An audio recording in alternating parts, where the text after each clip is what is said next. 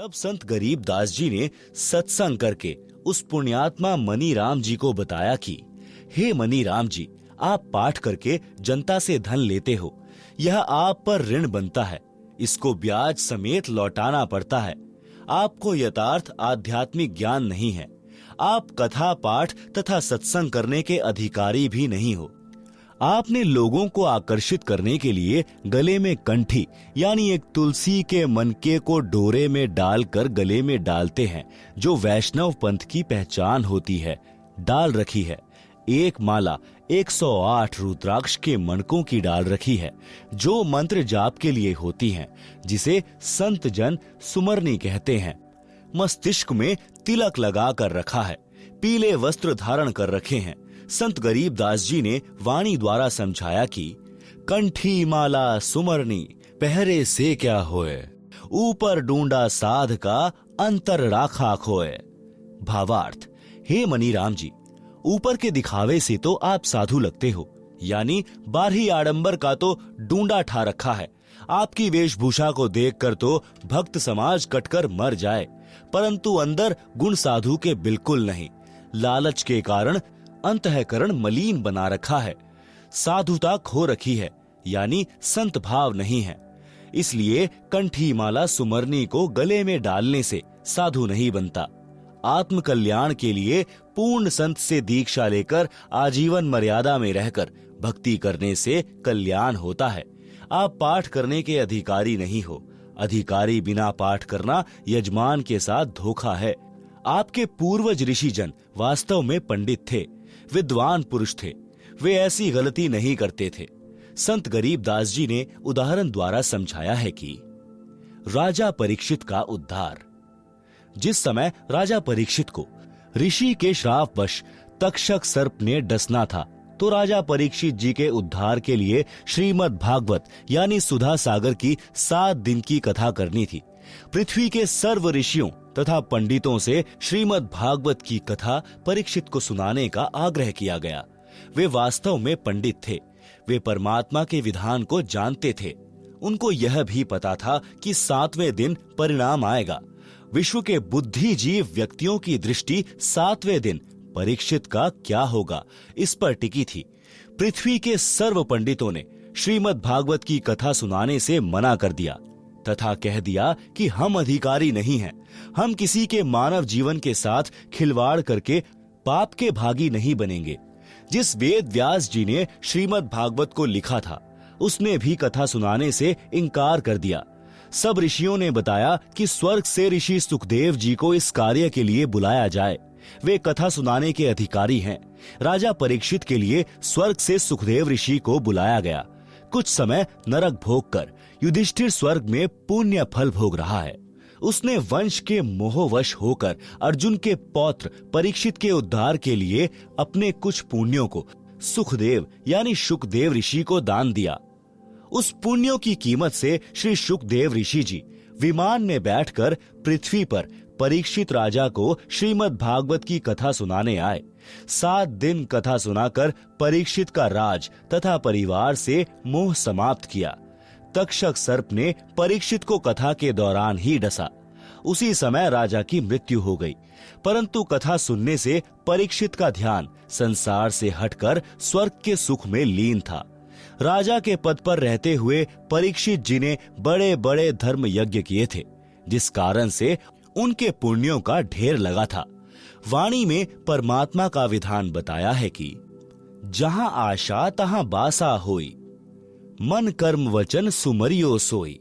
शब्दार्थ, गीता अध्याय 8 श्लोक 6 में भी यही प्रमाण है कि हे भारत, परमात्मा का विधान है कि जो अंत समय में जिसमें भाव यानी आस्था रखकर स्मरण करता है, वह उसी को प्राप्त होता है। इसी विधानानुसार राजा परीक्षित का जीव स्थूल शरीर त्याग कर यानी जो सर्प विष से मर गया था, सूक्ष्म शरीर युक्त शुकदेव ऋषि के साथ विमान में बैठकर स्वर्ग में चला गया।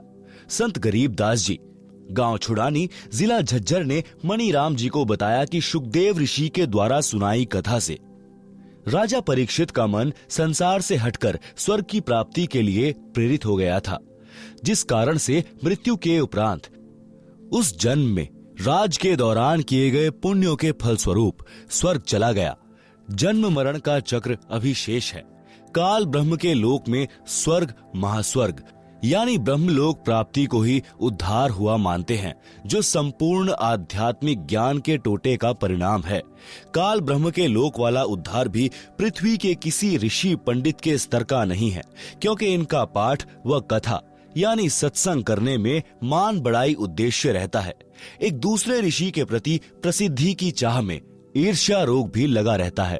शुकदेव जी एक संत जनक जी के शिष्य थे। राजा जनक को पूर्ण परमात्मा कबीर जी मिले थे। उनको सोहम नाम जाप दिया था। राजा जनक के प्रमुख तथा प्रिय शिष्य शुकदेव जी थे। जनक जी ने यह मंत्र केवल शुकदेव को दिया था, जिस कारण से शुकदेव का स्वर्ग समय अधिक है। राजा जनक के साथ काल ने धोखा किया था। उन्होंने अपने आधे पुण्य 12 करोड़ नरक भोग रहे जीवों को दान कर दिए थे, जिस कारण से उनका स्वर्ग समय कम रह गया था और वे सन 1469 में पंजाब प्रांत में यानी भारत देश में श्री कालू राम मेहता खत्रिय रोड़ा के घर श्री नानक नाम से जन्मे थे। वर्तमान में पाकिस्तान देश में हैं। शुकदेव जी को पृथ्वी पर किसी से कोई द्वेष तथा ईर्ष्या या मान बढ़ाई की चाह नहीं थी। उनके द्वारा सुनाई गई कथा का प्रभाव परीक्षित के मन पर पड़ा, जिस कारण से उनका स्वर्गवास हुआ। यदि अन्य ऋषि कथा करता तो राजा का मन राज व परिवार में रह जाता। उनका पुनः जन्म पृथ्वी पर होता, पुण्यों को राजा बनकर नष्ट करता। संत गरीबदास जी ने बताया कि हे मनीराम, जब तक जीव का जन्म मरण समाप्त नहीं होता तो उसको परम शांति नहीं होती। फिर राजा बनकर राज की हानि लाभ की आग में जलता है, निर्धन बनकर कष्ट उठाता है, फिर पशु पक्षी आदि आदि के शरीरों में कष्ट उठाता है। आप श्री विष्णु उर्फ श्री कृष्ण जी के भक्त हो। वैष्णव साधु श्री विष्णु जी को इष्ट रूप में मानते हैं। आप यह भी मानते हो कि श्री कृष्ण यानी श्री विष्णु जी ने श्रीमद् भगवत गीता का ज्ञान अर्जुन को सुनाया। गीता ज्ञान सुनाने वाला गीता अध्याय 18 श्लोक 62 में स्पष्ट करता है कि मेरे से अन्य कोई परम ईश्वर है। हे भारत, तू सर्व भाव से उस परमेश्वर की शरण में जा। उस परमेश्वर की कृपा से ही तू परम शांति को तथा सनातन परम धाम यानी सत्य लोक को प्राप्त होगा। गीता अध्याय 7 श्लोक 29 में गीता ज्ञान दाता ने बताया है कि जो साधक जरा यानी वृद्धा अवस्था तथा मरण यानी मृत्यु से छुटकारा यानी मोक्ष प्राप्ति के लिए प्रयत्नशील है, काल लोक के राज्य तथा स्वर्ग महास्वर्ग तक की इच्छा नहीं रखते, वे तत् ब्रह्म से संपूर्ण अध्यात्म से तथा सर्व कर्मों से परिचित हैं। गीता अध्याय 8 श्लोक 1 में अर्जुन ने गीता ज्ञान देने वाले से प्रश्न किया कि जिस तत्व ब्रह्म के विषय में अध्याय 7 के श्लोक 29 में कहा है कि वह तत्व ब्रह्म क्या है। इसका उत्तर गीता ज्ञान दाता ने गीता अध्याय 8 के श्लोक 3 में दिया है। बताया है कि वह परम अक्षर ब्रह्म है। गीता अध्याय 8 के ही श्लोक 5 तथा 7 में गीता ज्ञान दाता ने अपनी भक्ति करने को कहा है, जिससे मेरी प्राप्ति होगी। और गीता के अध्याय 8 के श्लोक 8, 9, 10 में उस अपने से अन्य परम अक्षर ब्रह्म की भक्ति करने को कहा है, जिससे उसकी प्राप्ति होती है। गीता अध्याय 2 श्लोक 12, अध्याय 4 श्लोक 5, अध्याय 10 श्लोक 2 में गीता ज्ञान बोलने वाले ने बताया है कि हे अर्जुन, तेरे और मेरे बहुत जन्म हो चुके हैं, आगे भी होते रहेंगे। गीता अध्याय 2 श्लोक 17 में जो अविनाशी परमात्मा कहा है तथा अध्याय 15 श्लोक 16-17 में 3 पुरुष यानी प्रभु बताए हैं। श्लोक 16 में शर पुरुष तथा अक्षर पुरुष का वर्णन है, दोनों नाशवान बताए हैं। फिर अध्याय 15 श्लोक 17 में अविनाशी परम अक्षर ब्रह्म की जानकारी बताई है, वह उत्तम पुरुष यानी सर्वश्रेष्ठ परमात्मा कहा है, वही तीनों लोकों का पालन पोषण करता है, वास्तव में अविनाशी है। गीता अध्याय 15 श्लोक 4 में गीता ज्ञान देने वाले ने स्पष्ट किया है कि तत्वदर्शी संत मिलने के पश्चात परमेश्वर के उस परम पद की खोज करनी चाहिए, जहां जाने के पश्चात फिर लौटकर साधक संसार में कभी नहीं आते। उस परमात्मा की ही भक्ति करनी चाहिए। जिससे संसार रूपी वृक्ष की प्रवृत्ति विस्तार को प्राप्त हुई है, यानी जिस परमात्मा ने विश्व की रचना की है। गीता का उल्लेख समाप्त। संत गरीबदास जी ने मनीराम को बताया कि परम अक्षर ब्रह्म यानी तत् ब्रह्म की भक्ति मेरे यानी संत गरीबदास जी के पास है। यदि आप जी को पूर्ण मोक्ष करवाना है तो दीक्षा लो और कल्याण करवा लो। मनीराम जी को गीता के सर्व श्लोक कंठस्थ थे, तुरंत समझ गए और दीक्षा लेकर पाखंड त्याग कर कल्याण करवाया। पंडित की परिभाषा। पंडित कहते हैं विद्वान को। मेरे पूज्य गुरुजी ब्राह्मण जाति में गांव बड़ा पैंतावास, तहसील चरखी, दादरी, जिला भिवानी, हरियाणा में जन्मे थे। वे अपने आप को कभी पंडित नहीं कहते थे। मेरे दादा गुरुजी यानी मेरे गुरुजी के गुरुजी गांव छावला, दिल्ली में नजफगढ़ के पास के जाट थे। वे छोटी आयु में ही संत गंगेश्वरानंद जी के सत्संग से प्रभावित होकर उनके साथ हरिद्वार चले गए थे। संत गंगेश्वरानंद जी ने उनको काशी विद्यापीठ में पढ़ने के लिए छोड़ा। वे तीक्ष्ण बुद्धि के धनी थे। 4 विषयों में आचार्य की डिग्री प्राप्त की, जिस कारण से जाट होते हुए भी पंडित चिदानंद जी के नाम से पुकारे जाते थे। गांव गोपालपुर, तहसील खरखोदा, जिला सोनीपत, प्रांत हरियाणा में उनका आश्रम है। उस बोर्ड पर लगा है पंडित चिदानंद जी। गरीबदासी आश्रम, गोपालपुर। उनका नाम चिदानंद जी था। कोई ब्राह्मण भाई दुख ना माने, इसलिए पंडित की परिभाषा बताना अनिवार्य था, सो बताई है। सुदामा जी पंडित थे। सुदामा जी ब्राह्मण कुल में जन्मे थे। निर्धनता चरम पर थी। कई बार बच्चे भी भूखे सो जाते थे। सुदामा जी की धर्मपत्नी को पता था कि द्वारिका के राजा श्री कृष्ण जी के साथ सुदामा जी की अच्छी मित्रता रही है। पत्नी ने बहुत बार कहा कि आप अपने राजा मित्र कृष्ण से कुछ धन मांग लाओ। सुदामा जी कहते थे कि पंडित का काम मांगना नहीं होता, परमात्मा के विधान को समझकर उसके अनुकूल जीवन यापन करना होता है। गरीबदास जी ने भी कहा है कि नट पेरना कांजर सांसी, मांगत है भटियारे, जिनकी भक्ति में लौ लागी, वो मोती देत उधारे। जो मांगे सो भड़ुआ कहिए, दर दर फिरे अज्ञानी, जोगी जोग संपूर्ण जाका, मांग न पीवे पानी। शब्दार्थ। नट, ये लोग जनता में कुछ खेल दिखाते थे, जैसे लंबे बांस को बिना पृथ्वी में गाड़े उसके ऊपर चढ़ना, जो अनोखा व कठिन कार्य होता था। उस खेल के समापन पर कटोरा लेकर तमाशा यानी खेल देखने के लिए उपस्थित भीड़ से रुपए पैसे मांगते थे। इसी प्रकार अन्य जाति के व्यक्ति कंजर, सांसी, भटियारे अपनी कला दिखाकर रुपए या कनक यानी गेहूं, बाजरा, चना मांगते थे। यदि योगी यानी साधक भी ऐसी सिद्धियों का प्रदर्शन करके रुपए व कणक इकट्ठे करता है तो उसकी सत्य साधना नहीं है। यदि सत्य साधक होता, शिष्यों को आशीर्वाद रूपी मोती देकर धनी बनाता है, जो साधक के भाग्य से अलग अपनी ओर से उधार रूप में होता है। यदि संत दर दर पर जाकर मांगता फिरता है तो वह ज्ञानी है, उसके पास शास्त्र अनुसार साधना नहीं, वह संत नहीं भड़वा है। भड़वा का अर्थ यहाँ पर बेशर्म है।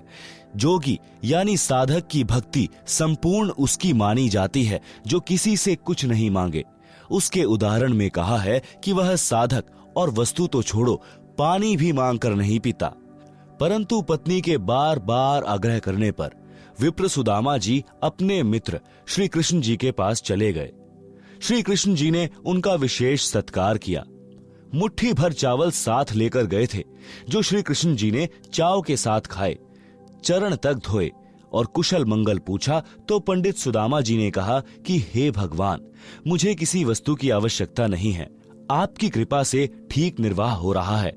1 सप्ताह श्री कृष्ण जी के पास रुककर सुदामा जी घर को चल पड़े।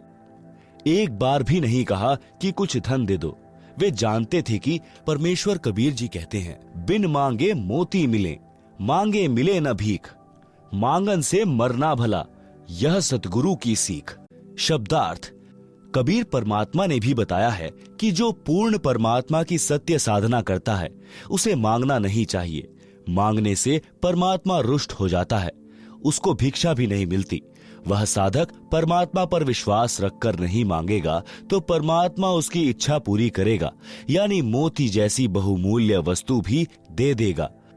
पूर्ण सद्गुरु यही शिक्षा देता है कि मांगने से तो व्यक्ति जीवित ही मर जाता है, मांगने से तो मरना भला है। भावार्थ आत्महत्या से नहीं है, यहाँ अपनी इच्छाओं का दमन करके मृतक बनकर रहने से है। श्री कृष्ण जी राजा थे। अपने मित्र की स्थिति को समझकर विश्वकर्मा जी को आदेश देकर 1 सप्ताह में सुदामा जी का महल बनवा दिया तथा बहुत सारा धन भी दे दिया। पंडित सुदामा जी अपने धर्म कर्म पर डटे रहे, जिस कारण से उनको लाभ हुआ। इसे पंडित कहते हैं। जो मांगे सो भड़ुआ कहलाता है। पंडित की यह परिभाषा है। प्रसंग चल रहा है। दीक्षा यानी नाम लेने के पश्चात भक्त की आस्था संसार तथा परमात्मा में कैसी होनी चाहिए, उस प्रसंग में पवित्र कबीर सागर ग्रंथ के अध्याय अनुराग सागर में परमेश्वर कबीर जी ने अपनी प्रिय आत्मा धर्मदास जी को इस प्रकार बताया है। अध्याय अनुराग सागर का सारांश। अनुराग सागर पृष्ठ 3 से 5 तक का सारांश। पृष्ठ 3 से धर्मदास जी ने परमेश्वर कबीर जी से प्रश्न किया। प्रश्न: प्रभु, दीक्षा प्राप्ति के पश्चात परमेश्वर में कैसी आस्था होनी चाहिए? उत्तर: परमेश्वर कबीर जी ने बताया है कि जैसे मृग यानी हिरण शब्द पर आसक्त होता है, वैसे साधक परमात्मा के प्रति लग्न लगावे। हिरण यानी मृग पकड़ने वाला एक यंत्र से विशेष शब्द करता है जो हिरण को अत्यंत पसंद होता है। जब वह शब्द बजाया जाता है तो हिरण उस ओर चल पड़ता है और शिकारी जो शब्द कर रहा होता है उसके सामने बैठकर मुख जमीन पर रखकर समर्पित हो जाता है, अपने जीवन को दांव पर लगा देता है। इसी प्रकार उपदेशी को परमात्मा के प्रति समर्पित होना चाहिए, अपना जीवन न्योछावर कर देना चाहिए। दूसरा उदाहरण: पतंग यानी पंख वाले कीड़े को प्रकाश बहुत प्रिय है। अपनी प्रिय वस्तु को प्राप्त करने के लिए वह दीपक, मोमबत्ती, बिजली की गर्म लाइट के ऊपर आसक्त होकर उसे प्राप्त करने के उद्देश्य से उसके ऊपर गिर जाता है और मृत्यु को प्राप्त हो जाता है। इसी प्रकार भक्त को परमात्मा प्राप्ति के लिए मर मिटना चाहिए। समाज की परंपरागत साधना को तथा अन्य शास्त्र विरुद्ध रीति रिवाजों को त्यागने तथा सत्य साधना करने में कठिनाइयां आती हैं, उनका सामना करना चाहिए, चाहे कुछ भी कुर्बानी देनी पड़े, पीछे नहीं हटे। तीसरा उदाहरण: पुराने समय में पत्नी से पहले यदि पति की मृत्यु हो जाती थी तो पत्नी अपने पति से इतना प्रेम करती थी कि वह अपने मृत पति के साथ उसी चिता में जलकर मर जाती थी। उस समय घर तथा कुल के व्यक्ति समझाते थे कि तेरे छोटे छोटे बच्चे हैं, इनका आपके बिना कौन पालन करेगा। चाचे ताऊ किसी के बच्चों को नहीं पालते। जब तक माता पिता होते हैं तब तक कुल के व्यक्ति प्यार की औपचारिकता करते हैं। वास्तव में प्रेम तो अपनों में ही होता है। आप इन छोटे छोटे बच्चों की ओर देखो। बच्चे पिता के वियोग में रो रहे होते हैं, माता का पल्लू पकड़ रोकते हैं। उस स्त्री को उसके स्वर्ण के आभूषण भी दिखाए जाते हैं। देख इनका क्या होगा, कितने सुंदर तथा बहुमूल्य आभूषण हैं। आप अपने बच्चों में रहो। परंतु वह स्त्री प्रेमवश होकर उसी चिता में जिंदा जलकर मर जाती थी, पीछे कदम नहीं हटाती थी। पहले तो इस प्रकार सती होती थी, कोई 1-2 ही होती थी। बाद में यह रीति रिवाज कुल की मर्यादा का रूप ले गई थी। पति की मृत्यु के पश्चात स्त्री को जबरन उसी चिता में जलाया जाने लगा था, जिससे सती प्रथा का जन्म हुआ। बाद में यह संघर्ष के पश्चात समाप्त हो गई। इस कथा का सारांश है कि जैसे एक पत्नी अपने पति के वैराग्य में जिंदा जलकर मर जाती है, मुख से राम राम कहकर चिता में जल जाती है। जगत में जीवन दिन 4 का, कोई सदा नहीं रहे, यह विचार पति संग चाली, कोई कुछ कहे। शब्दार्थ: बहुत पुराने समय में स्त्री अपने मृत पति के साथ जलकर मर जाती थी। उस समय उसकी आस्था अपने पति के अतिरिक्त किसी धन संपत्ति, बालकों या आभूषण में नहीं रहती थी। यह विचार करती थी कि संसार में आज नहीं तो कुछ दिन बाद मृत्यु होगी। संसार के व्यक्ति कुछ भी कहें, वह किसी की परवाह नहीं करती थी। इस तरह का विचार करके वह स्त्री अपने पति के साथ जलकर मरती थी। यह कुरीति थी, परंतु उस समय बहुत महत्व माना जाता था। अब शिक्षित समाज ने इस कुरीति व जुल्म का अंत कर दिया है। भक्ति में दृढ़ता उत्पन्न करने के लिए यह उदाहरण सटीक है कि भक्त को भी ऐसी आस्था परमात्मा प्राप्ति के लिए बनानी चाहिए। संसार के व्यक्तियों की सांसारिक बातों पर ध्यान न देकर अपने उद्देश्य की सफलता के लिए दृढ़ता से भक्ति करें, मर्यादा का पालन करें। नीचे की वाणियों में यही समझाया है कि भक्त सत्पुरुष की प्राप्ति के लिए ऐसे ही लगन लगाएं, संसार के नाते संपत्ति को भूल जाएं और केवल परमात्मा में ध्यान लगाएं। हे धर्मदास, इसी प्रकार भक्त का विचार होना चाहिए।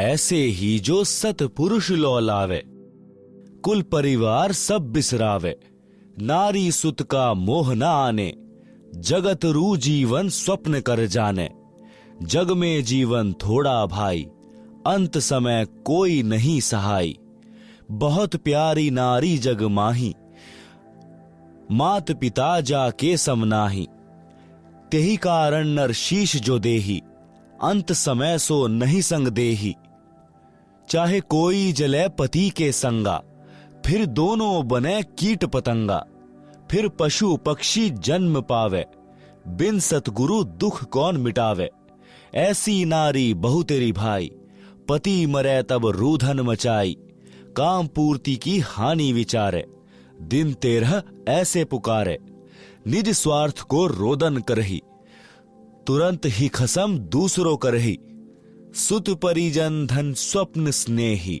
सत्य नाम गहु निज मति एही, स्वतन संप्रिय और न आना, सो भी संग नहीं चलत निदाना, ऐसा कोई ना दिख भाई, अंत समय में होए सहाय, आदि अंत का सखा भुलाया, झूठे जगन्नाथों में फिरे उमाया, अंत समय जमदूत गला दबावे, ता समय कहो कौन छुड़ावे, सतगुरु है एक छुड़ावन हारा, निश्चय कर मानहु कहा हमारा, काल को जीत हंस ले जाही, अविचल देश जहां पुरुष रहा ही, जहां जाए सुख होए अपारा, बहुर न आवे इस संसारा, ऐसा दृढ़ मता कराही, जैसे सूरा लेत लड़ाई, टूक टूक हो मरे रण के माही, पूठा कदम कबहु हटावे नाही, जैसे सती पति संग जरही, ऐसा दृढ़ निश्चय जो करही, साहेब मिले जग कीर्ति होई, विश्वास कर देखो कोई, हम है राह बतावन हारा, माने बचन भव उतरे पारा, छल कपट हम नहीं कराही, निस्वार्थ परमार्थ करें भाई, जीव एक जो शरण पुरुष की जावे, प्रचारक को घना पुण्य पावे, कोटि धेनु जो कटत बचाई, एता धर्म मिले प्रचारक ताही, लावे गुरु शरण दीक्षा दिलावे, आपा ना थापे सब कुछ गुरु को बतावे, जो कोई प्रचारक गुरु बनी बैठे, परमात्मा रूठे काल कान एठे, लाख 28 झूठे गुरु रोवे, पड़े नरक में ना सुख सोवे, अब कहे है भूल भई भारी, हे सतगुरु सुध लेवो हमारी, बोए बबूल आम कहां खाई, कोटि जीवन को नरक पठाई, ऐसी गलती ना करहूं सुजाना, सत्य वचन मानो प्रमाना। शब्दार्थ। उपरोक्त वाणियों का भावार्थ है कि जब लड़का युवा होता है तो उसका विवाह हो जाता है। विवाह के पश्चात माता पिता से भी अधिक लगाव अपनी पत्नी में हो जाता है। फिर बच्चों से ममता हो जाती है। यदि पति की मृत्यु हो जाती है तो पत्नी साथ नहीं जाती। कुछ समय पश्चात यानी 13वीं क्रिया के पश्चात छोटे बड़े पति के भाई के साथ सगाई विवाह कर लेती है। पति को पूर्ण रूप से भूल जाती है। यदि कोई अपने पति के साथ जल मरती है तो अगले जन्म में पक्षी या पशु योनि में दोनों भटक रहे होंगे। जिस पत्नी के लिए पुरुष अपनी गर्दन तक कटा लेता है, यदि कोई किसी की पत्नी को बुरी नजर से देखता है, मना करने पर भी नहीं मानता है, तो पति अपनी पत्नी के लिए लड़ मरता है। फिर वही पत्नी पति की मृत्यु के उपरांत अन्य पुरुष से मिल जाती है। यह भले ही समय की आवश्यकता है, परंतु भक्त के लिए ठोस शिक्षा है। इसी प्रकार किसी व्यक्ति की पत्नी की मृत्यु हो जाती है तो वह कुछ समय उपरांत दूसरी पत्नी ले आता है। पत्नी अपने पति के लिए अपना घर, भाई बहन, माता पिता त्याग कर चली आती है, परंतु पत्नी की मृत्यु के उपरांत स्वार्थ के कारण रोता है। परंतु जब अन्य व्यक्ति विवाह के लिए कहते हैं तो सब भूलकर तैयार हो जाता है।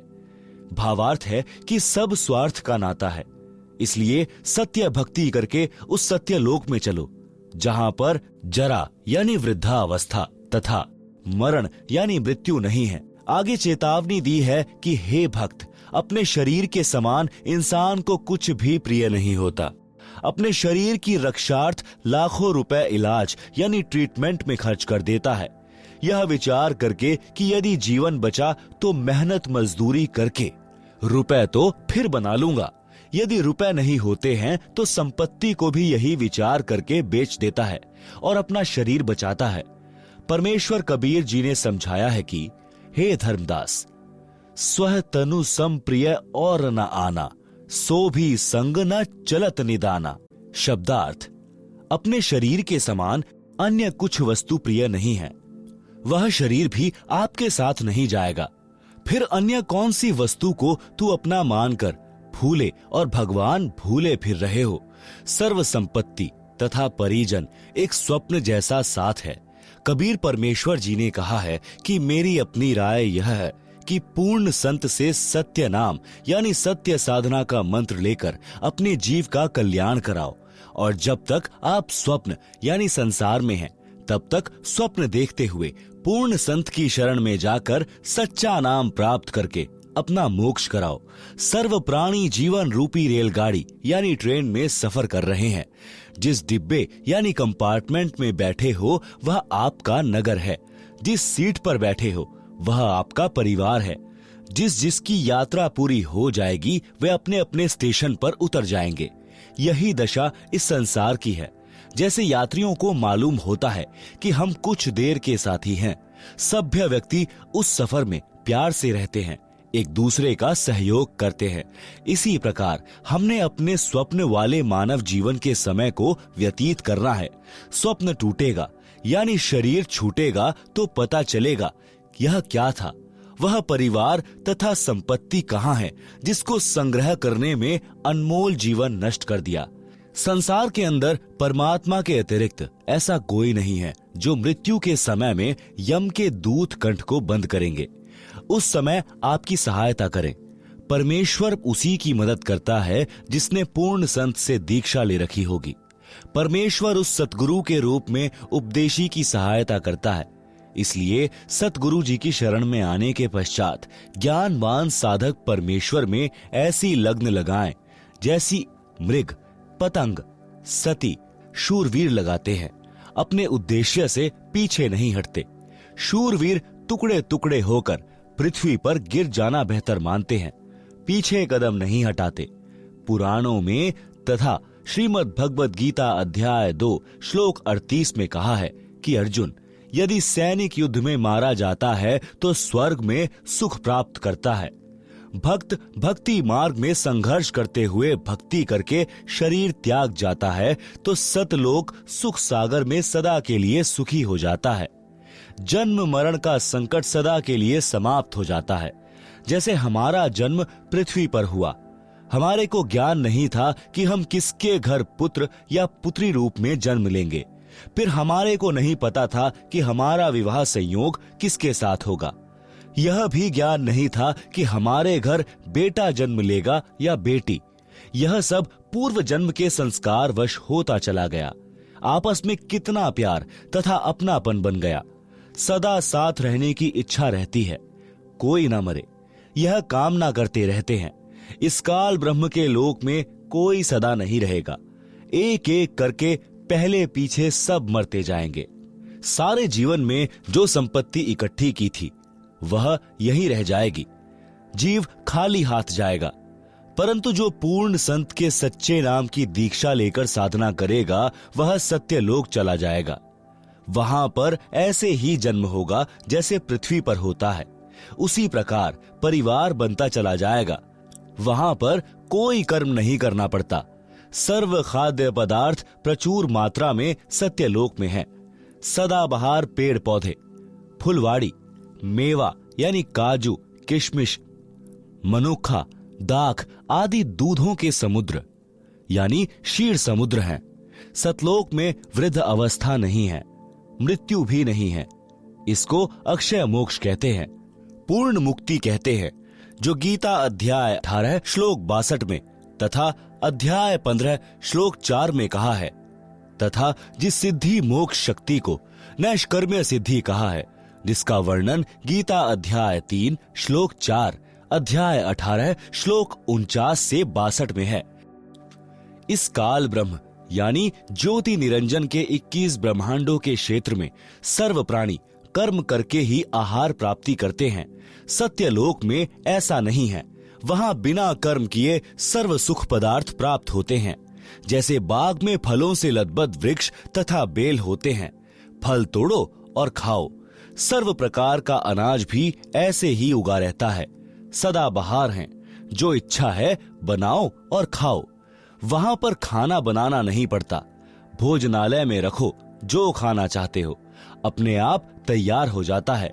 यह सब परमेश्वर की शक्ति से होता है।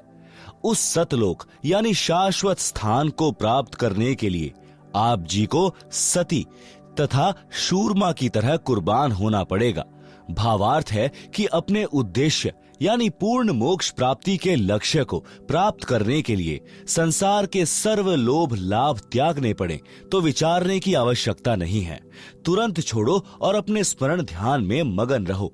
यदि सतगुरु की शरण ग्रहण नहीं की तो जिस समय अंत समय आएगा, तब भक्तिहीन प्राणी के कंठ को यमदूत बंद करते हैं।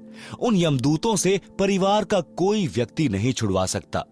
केवल सतगुरु जी उस आपत्ति के समय सहायता करते हैं। इसलिए परमेश्वर कबीर जी ने कहा है कि अंत समय जमदूत गला दबावे, ता समय कहो कौन छुड़ावे। सतगुरु एक छुड़ावन हारा, निश्चय कर मानहु कहा हमारा। शब्दार्थ ऊपर कर दिया है। यदि कोई भक्त ज्ञान समझकर दीक्षित होकर अन्य भोले भूले जीवों को ज्ञान चर्चा करके सत्य ज्ञान प्रचार द्वारा सतगुरु शरण में लाकर दीक्षा दिलाता है, तो उसको एक जीव को सत्य भक्ति मार्ग बताकर गुरु से दीक्षा दिलाने का इतना पुण्य होता है जितना 1 करोड़ गायों को काटने से कसाई से बचाने का मिलता है। एक मानव जीवन इतना बहुमूल्य तथा इतने पुण्यों से प्राप्त होता है। यदि कोई मूर्ख प्रचारक मान बड़ाई के वश होकर स्वयं दीक्षा देता है, स्वयं गुरु बन बैठता है, तो वह महाअपराधी होता है। उससे परमेश्वर रुष्ट हो जाता है तथा काल उसको कान पकड़कर घसीट कर ले जाता है, जैसे खटीक यानी कसाई बकरे बकरी को ले जाता है।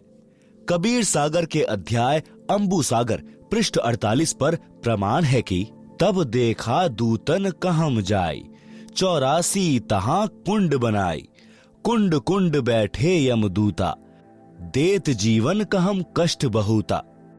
तहां जाए हम ठाड़ यानी खड़े रहावा, देखत जीव विनय बहुत लावा। झूठे कड़िहार यानी नकली सतगुरु की दशा। पड़े मार जीव करे बहु शोरा, बांध बांध कुंडन में बोरा। 1,28,000 पड़े कड़िहारा, बहुत कष्ट तहां करत पुकारा। हम भूले स्वार्थ संगी, अब हमरे नाही अर्धंगी। हम तो जरत है अग्नि मंझारा, अंग अंग सब जरत हमारा। कौन पुरुष अब राखे भाई, करत गुहार चक्षु ढल जाई। ज्ञानी यानी कबीर जी वचन। करुणा देख दया दिल आवा, अरे दूत त्रास भास दिखावा। यह वाणी बनावटी है, वास्तविक वाणी नीचे है। दुर्दशा देख दया दिल आवा, अरे दूत तुम जीवन भ्रमावा। जीव तो अचेत अज्ञाना, वाको काल जाल तुम बंधाना।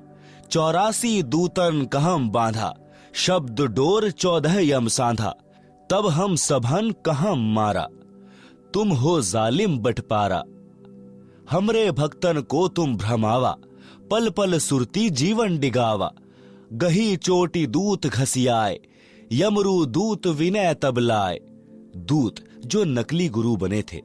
वचन, चुक हमारी क्षमा कर दीजिए, मन माने तस आज्ञा कीजिए। हम तो धनी यानी काल कहियो जस कीन्हा, सो वचन मान हम लीन्हा। अब नहीं जीव तुम्हारा भ्रमावे, हम नहीं कबहू गुरु कहावे। ज्ञानी यानी कबीर जी वचन, सुन ज्ञानी बहुते हंसाई, दूतन दुष्ट बंध न छोड़ो जाई। पल एक जीवन सुख दीना, तब संसार गमन हम कीना। भावार्थ, कबीर परमेश्वर जी ने बताया कि जो झूठे सतगुरु बनकर मान बड़ाई के वश होकर काल प्रेरणा से भोले जीवों को भ्रमाया करते थे, उनको भी दंड मिलता है। उनको भी नरक में डालकर यातनाएं दी जाती हैं। उनके शिष्य भी उसी नरक में गिरते हैं। जब मैं उस नरक के पास गया जिसमें वे मान बड़ाई के भूखे नकली कड़िहार यानी संसार के काढ़ने वाले यानी सतगुरु बनकर महिमा बनाए हुए थे, लाखों जीवों को शिष्य बनाकर नरक में अपने साथ ले गए।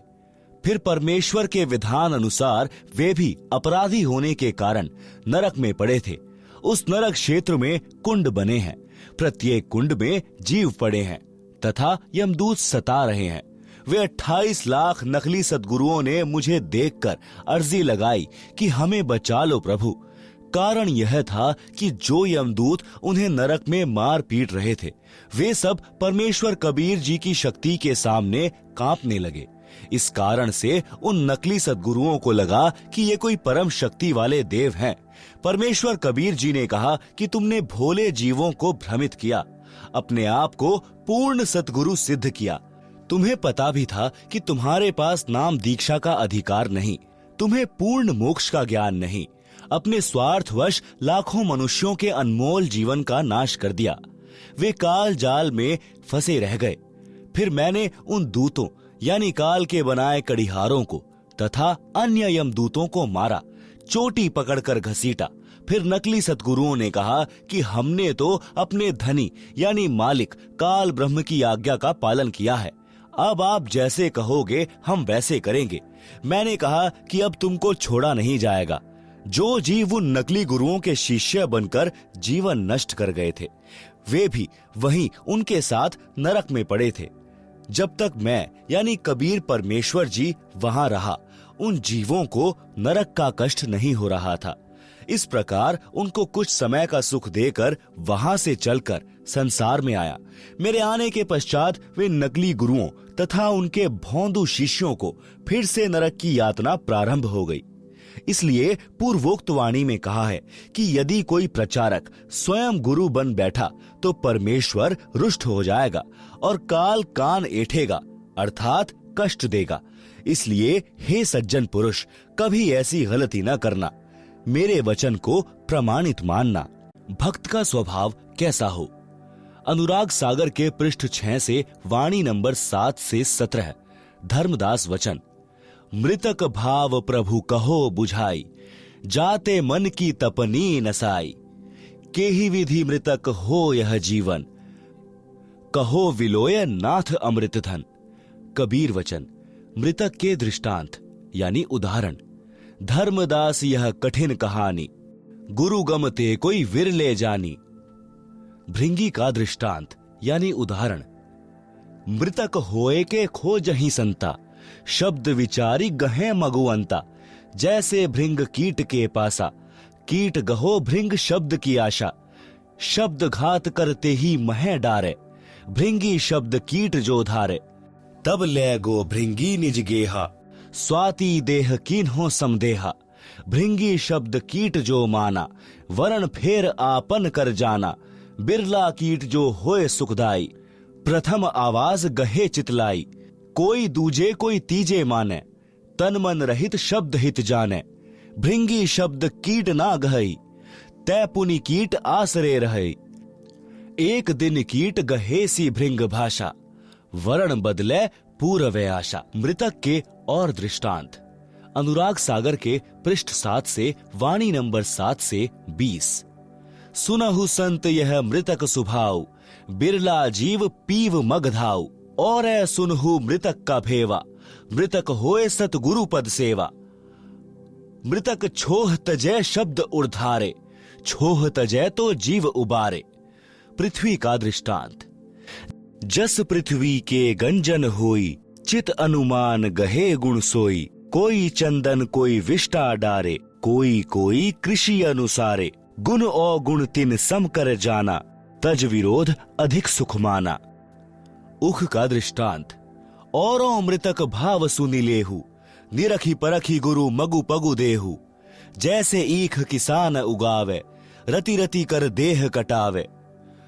कोल्हू महम पुनि ताही पिरावे, पुनि कडाह में खूब उठावे। निज तनु दाहे गुड़ तब होई, बहुरी ताव दे खांड विलोई। ताहू माही ताव पुनि दीन्हा, चीनी तबै कहावन लीन्हा। चीनी होए बहुरित तन जारा, ताते मिसरी है अनुसारा। मिसरी ते जब कंध कहावा, कहे कबीर सबके मन भावा। यही विधि ते जो शीश करही, गुरु कृपा सहजे भव तरही। भावार्थ। अनुराग सागर पृष्ठ 6 पर लिखी पंक्ति नंबर 7 से 17 तक का भावार्थ है कि धनी धर्मदास जी ने परमेश्वर कबीर जी से विनय पूर्वक प्रश्न किया कि हे प्रभु, मुझे मृतक का स्वभाव समझाओ, कैसा होता है, किस प्रकार जीवित मरना होता है। हे अमर परमात्मा, हे स्वामी, कृपा बिलोय अर्थात निष्कर्ष निकाल कर वह अमृत धन अर्थात अमर होने का मार्ग बताएं। परमेश्वर कबीर वचन। मृतक के दृष्टांत। परमेश्वर कबीर जी ने कहा है कि हे धर्मदास, यह जो प्रश्न आपने किया है यह जटिल कथा प्रसंग है। सतगुरु शरण में रहकर ज्ञान का इच्छुक ही इसको समझकर खरा उतरता है। भृंगी का दृष्टांत। संत साधक जन जीवित मृतक होकर परमात्मा को खोजते हैं। शब्द विचार यानी यथार्थ नाम मंत्रों को समझ विचार करके उस मार्ग के अंत यानी अंतिम छोर तक पहुंचते हैं अर्थात पूर्ण मोक्ष प्राप्त करते हैं। जैसे एक भृंग यानी पंखों वाला नीले रंग का कीड़ा होता है जिसे भंभीरी कहते हैं, जिसको इंजनहारी आदि आदि नामों से जाना जाता है, जो भी की आवाज करती रहती है। वह अपना परिवार नर मादा के मिलन वाली विधि से उत्पन्न नहीं करती। वह एक कीट यानी कीड़े विशेष के पास जाती है, उसके पास अपनी भी की आवाज करती है। जो कीड़ा उसकी आवाज से प्रभावित हो जाता है, उसको उठाकर पहले से तैयार किया मिट्टी के घर में ले जाती है। वह गोल आकार का 2 इंच परिधि का 1-2 मुख वाला गारा का बना होता है। फिर दूसरा तीसरा ले जाती है, फिर उनके ऊपर अपनी भी की आवाज करती रहती है। फिर औस के जल को अपने मुख से लाकर उन कीटों के मुख में डालती है। उस भंभीरी यानी भृंग की बार बार आवाज को सुनकर वह कीट उसी रंग का हो जाता है तथा उसकी तरह पंख निकल आते हैं। वह आवाज भी उसी की तरह भी करने लगता है, भंभीरी ही बन जाती है। इसी प्रकार पूर्ण संत अपने ज्ञान को भंभीरी की तरह बार बार बोलकर सामान्य व्यक्ति को भी भक्त बना लेता है। फिर वह भक्त भी सद्गुरु से सुने ज्ञान को अन्य व्यक्तियों को सुनाने लगता है। संसार की रीति रिवाजों को त्याग देने से अन्य व्यक्ति कहते हैं कि इसका रंग ढंग बदल गया है, यह तो भक्त बन गया है। जैसे भृंग यानी भंभीरी कीटों को अपनी आवाज सुनाती है तो कोई शीघ्र सक्रिय हो जाता है, कोई दूसरी कोई तीसरी बार कोशिश करने से मानता है। इसी प्रकार जब सतगुरु कुछ व्यक्तियों को अपना सत्संग रह रहकर सुनाते हैं तो कोई अच्छे संस्कार वाला तो शीघ्र मान जाता है, कोई 1-2 बार फिर सत्संग सुनकर मार्ग ग्रहण कर लेता है, दीक्षा ले लेता है। कुछ कीट ऐसे होते हैं, कई दिनों के पश्चात अपना स्वभाव बदलते हैं। यदि वह कीट भृंगी नहीं बना है और उस भृंग कीट की शरण में रह रहा है तो अवश्य एक दिन परिवर्तन होगा। परमेश्वर कबीर जी ने कहा कि हे धर्मदास, यदि शिष्य इसी प्रकार गुरुजी के विचारों को सुनता रहेगा तो उस भृंग कीट की तरह प्रभावित होकर संसारिक भाव बदलकर भक्त बनकर हंस दशा को प्राप्त होगा। पृष्ठ 7 से पंक्ति 7 के 20 तक का भावार्थ। कबीर जी ने कहा कि हे संतों, सुनो, ये मृतक का स्वभाव। इस प्रकार कोई बिरला जीव ही अनुसरण करता है। वह पीव यानी परमात्मा को प्राप्ति करने का मग यानी मार्ग प्राप्त करता है। उपरोक्त यानी भृंग वाले उदाहरण के अतिरिक्त और सुनो, मृतक का भाव, जिससे मृतक यानी जीवित मृतक होकर सतगुरु के पद यानी पद्धति के अनुसार साधना करता है।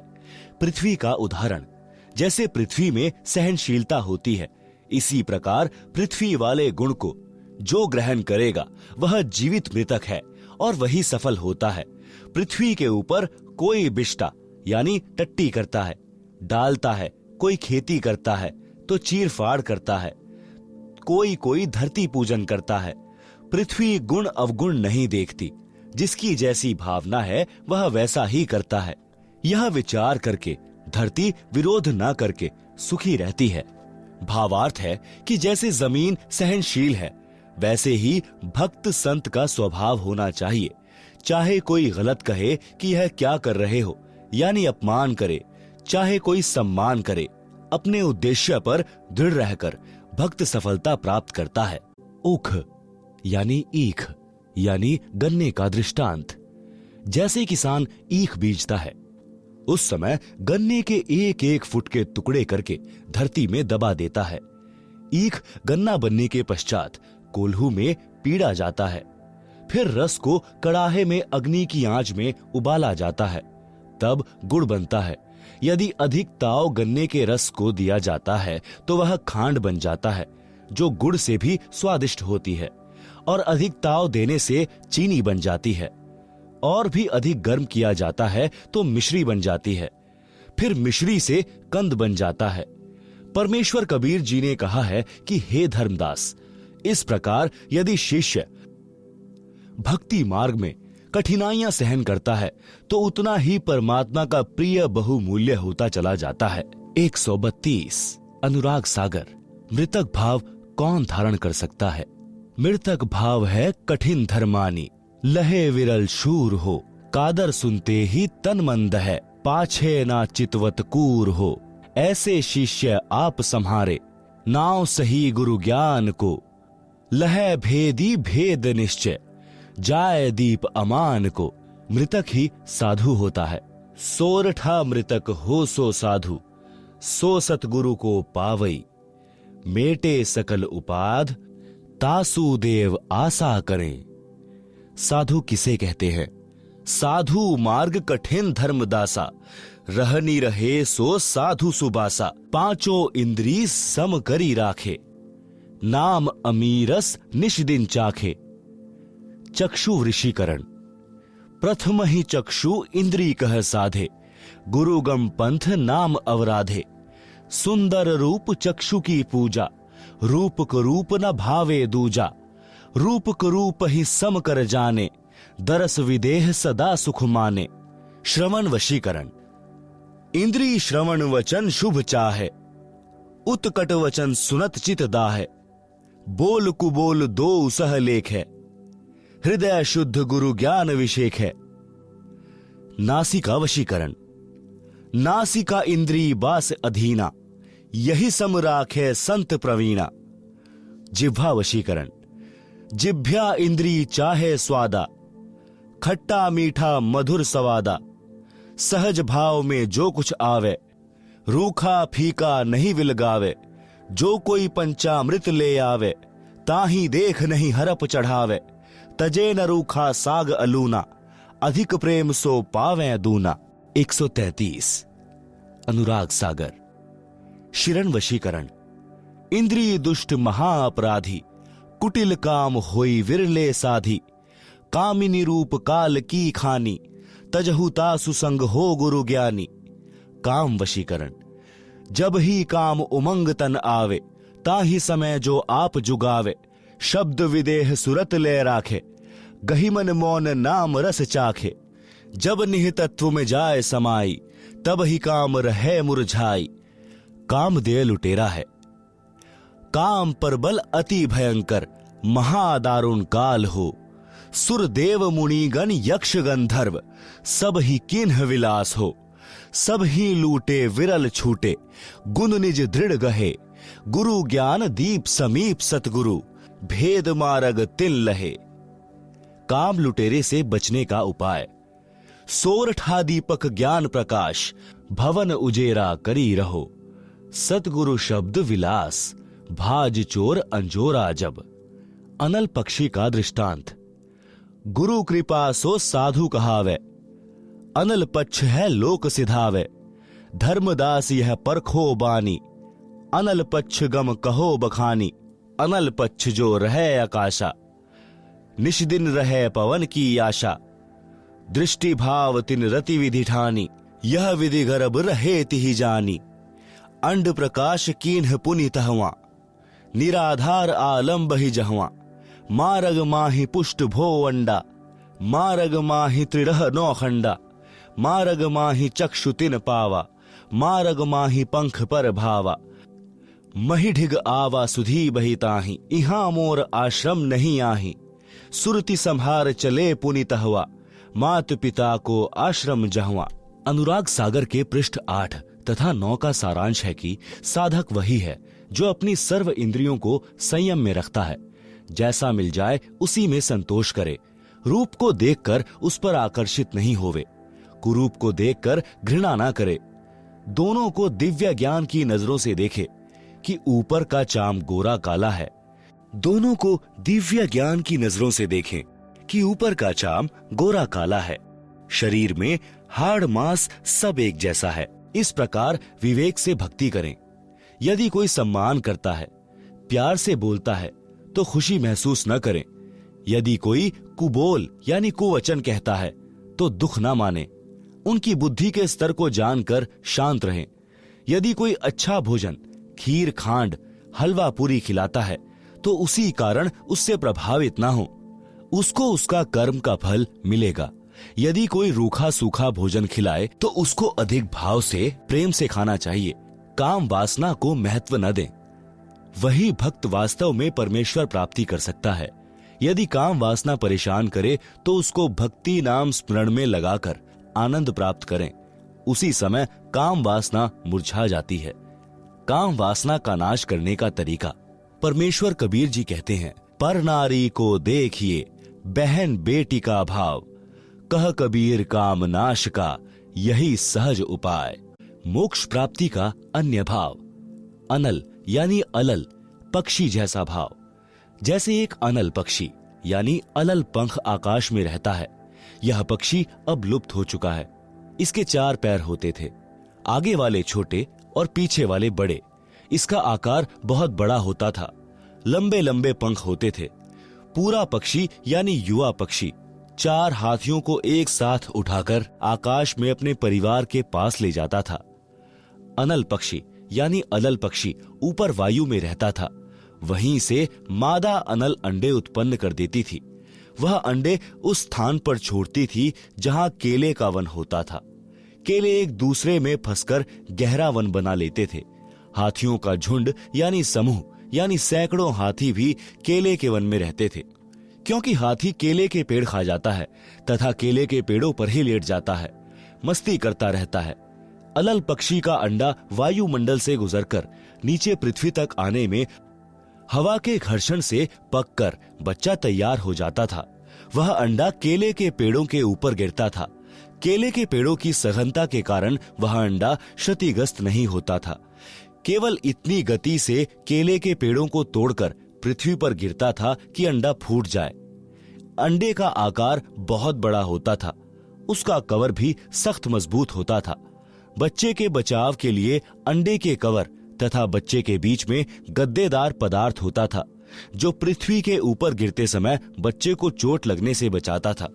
अनल पक्षी का बच्चा पृथ्वी पर अन्य पक्षियों के बच्चों के साथ रहता था, उनसे मिलकर उड़ता था, परंतु उसकी अंतरात्मा यह मानती थी कि यह मेरा घर परिवार नहीं है, मेरा परिवार तो ऊपर है। मैंने ऊपर अपने परिवार में जाना है, यह मेरा संसार नहीं है। वह जब युवा हो जाता है तो हाथियों के झुंड पर झपट्टा मारता था।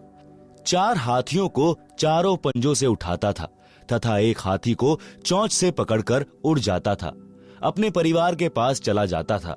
साथ में उनके लिए आहार भी ले जाता था। कबीर परमेश्वर जी ने सटीक उदाहरण बताकर भक्त को मार्गदर्शन किया है कि आप इस संसार के स्थायी वासी नहीं हैं, आपको यह छोड़कर जाना है। आपका परिवार ऊपर सत्यलोक में है, आप इस पृथ्वी के ऊपर गिरे हो। तत्व ज्ञान प्राप्त भक्त के मन की दशा उस अनल यानी अलल पक्षी के बच्चे जैसी होनी चाहिए। जब तक सतलोक जाने का समय नहीं आता तो सांसारिक व्यक्तियों के साथ मिलकर शिष्टाचार से रहो। चलते समय इनमें कोई लगाव नहीं रहना चाहिए। अपनी नाम स्मरण की कमाई तथा पुण्य धर्म की कमाई साथ लेकर उड़ जाना है। अपने परिवार के पास अपने निज घर सतलोक में जाना है। अनुराग सागर के पृष्ठ 152 का सारांश। इस पृष्ठ पर परमेश्वर ने शरीर के अंदर का गुप्त भेद बताया है। इस मानव शरीर में 72 नाड़ियां हैं। उनमें 3 ईड़ा, पिंगला, सुषुम्ना मुख्य हैं। फिर एक विशेष नाड़ी है ब्रह्मरंध्र। परमेश्वर कबीर जी ने बताया है कि धर्मदास मन ही ज्योति निरंजन है। इसने जीव को ऐसे नचा रखा है जैसे बाजीगर मरकट यानी बंदर को नचाता है। इस शरीर में 5 तत्व, 25 प्रकृति तथा 3 गुण काल के 3 एजेंट हैं, जीव को धोखे में रखते हैं। इस शरीर में काल निरंजन तथा जीव दोनों की मुख्य भूमिका है। काल निरंजन मन रूप में सब पाप करवाता है, पाप जीव के सिर पर रख देता है। अनुराग सागर के पृष्ठ 153 का सारांश। काल ने ऐसा धोखा कर रखा है कि जीव परमेश्वर को भूल गया है। मन कैसे पाप पुण्य करवाता है? मन ही काल कराल है। यह जीव को नचाता है। सुंदर स्त्री को देखकर उससे भोग विलास करने की उमंग मन में उठाता है। स्त्री भोग कर आनंद मन यानी काल निरंजन ने लिया, पाप जीव के सिर रख दिया। वर्तमान में सरकार ने सख्त कानून बना रखा है। यदि कोई पुरुष किसी स्त्री से बलात्कार करता है तो उसको 10 वर्ष की सजा होती है। यदि नाबालिग से बलात्कार करता है तो आजीवन कारागार की सजा होती है। आनंद तो 2 मिनट का मन की प्रेरणा से तथा दुख पहाड़ के समान। इसलिए पहले ही मन को ज्ञान की लगाम से रोकना हितकारी है। अनुराग सागर के पृष्ठ 154 का सारांश। पराये धन को देखकर मन उसे हड़पने की प्रेरणा करता है। चोरी कर जीव को दंड दिलाता है, पर निंदा पर धन हड़पना यह पाप है। काल इसी तरह जीव को कर्मों के बंधन में फंसाकर रखता है। संत से विरोध तथा गुरुद्रोह यह मन रूप से काल ही करवाता है, जो घोर अपराध है।